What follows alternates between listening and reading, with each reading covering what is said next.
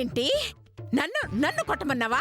మరి మధు దైవై వచ్చిందంటే మీరు నమ్మట్లేదు కదా, అందుకే ఎప్పుడు మమ్మల్నే కాదు మధు, ఒకసారి అత్తయ్య గారిని కూడా వాయించి ఒక పని అయిపోతుందని చెప్పాను. పాపిస్తుదానా, నా మీద నీకెంత పగుంటే అలా చెప్తావే? బాగా అత్తయ్య గారు, అసలు నన్ను ఎందుకు కొడుతున్నారు మీరు? మధుమతితో నన్ను కొట్టమని చెప్పినందుకే.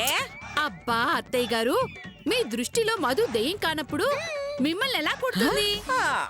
అవును, ఎలా కొడుతుంది? కొట్టదు కానీ కొడుతుంది. ఎందుకు? అది తను దెయ్యమని మీకు తెలియాలి కదా, అందుకు. ఈ దెయ్యాలు భూతాలు నన్నేం చెయ్యలేవే.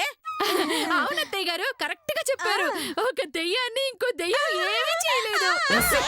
నన్ను దెయ్యం అంటారా?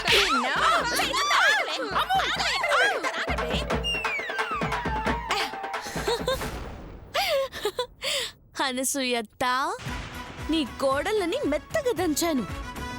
ఇక బ్యాలెన్స్ ఉంది నువ్వే. ఈరోజు రాత్రికి నీకు ముహూర్తం పెట్టాను, నువ్వు రెడీగా ఉండు, వచ్చి వాయించి వెళ్తాను.